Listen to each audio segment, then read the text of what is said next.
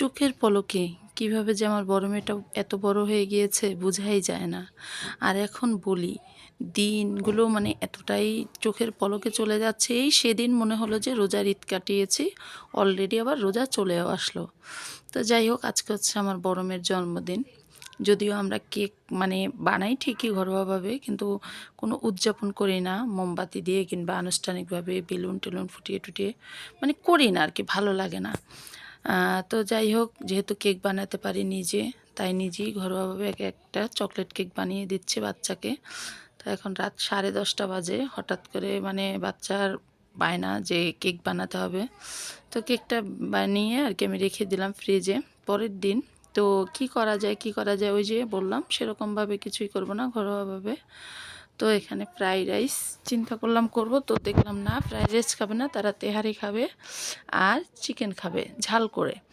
তো আমি এভাবে চিকেনটা করলে বাচ্চারা খেতে চায় এবং কি ওদের কাছে খুব ভালোও লাগে। তো আমি ওখানে ডিম দিয়ে, ডিমের সাথে আর কি আটা মিক্স করে আর কি আগে ভেজে নেব, ফ্রাই করে নেব, তারপরে এটাকে ঝাল ঝাল করে মশলা করে আর কি নেব। আর আলাদা করে তেহারি রান্না করেছে রাইস কুকারে।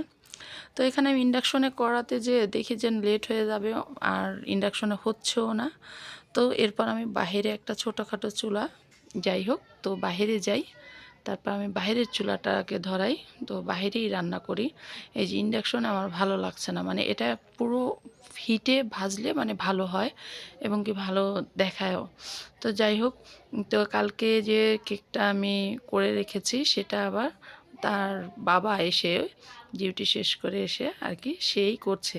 কিন্তু হাস্যকর বিষয়, আমার বোর্ড ছিল না। তো সেই বোর্ড না থাকার কারণে সে স্টিলের এই থালি আর কি মানে প্লেটে আর কি করেছে। তো যেভাবেই করুক, আনন্দ নিয়ে বিষয় আর কি, কেক হলেই হলো। কারণ যেহেতু ডেকোরেশন করব না, অনুষ্ঠান করব না, কোনো আয়োজন করব না, তো এখন বাচ্চা আর ও যেহেতু বড় হয়ে গেছে, ওর সেরকম কোনো বায়না ছিল না, কিছুই ছিল না। তারপরও তার একটাই কথা ছিল যে যেহেতু তুমি কেক বানাতে পারো, একটা কেক অন্তত বানিয়ে দাও।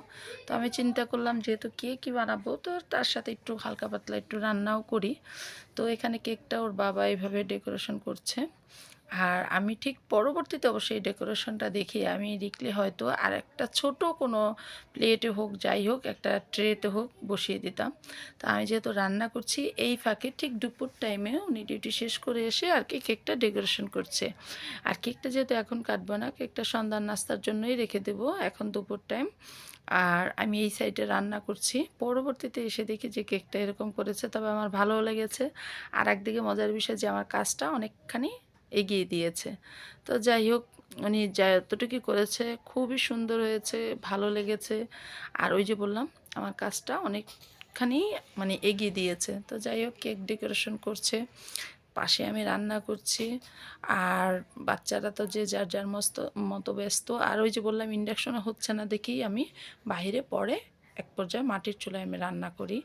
আর ওই যে বললাম ঝাল ঝাল করে চিকেন খেতে চায়, আর ওরা এই ধরনের চিকেনটা খুবই পছন্দ করে আমার হাতের। আর এর জন্যই আমি ওদের পছন্দ নিয়েও বিষয়, আবার চিন্তা করলাম একটু অন্যরকম ব্যতিক্রমভাবেই রান্নাটা হোক।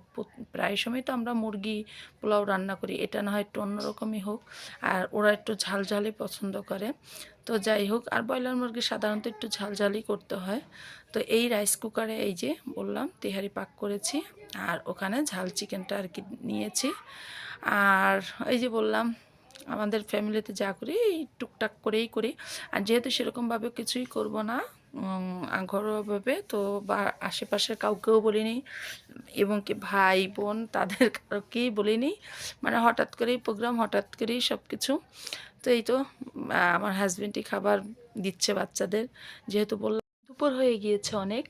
আর সবারই যেহেতু ক্ষুধা লেগেছে, আর হাজব্যান্ড যেহেতু ডিউটিতে চলে যাবে, সেই সবাইকে খাবার দিচ্ছে। আর আমি একটু বাইরে যেহেতু রান্না করেছি, টুকটাক হাতে কাজ ছিল, সে কাজটা সেরে এসে তাদের সাথে একসাথে বসেই খাওয়া দাওয়া করব।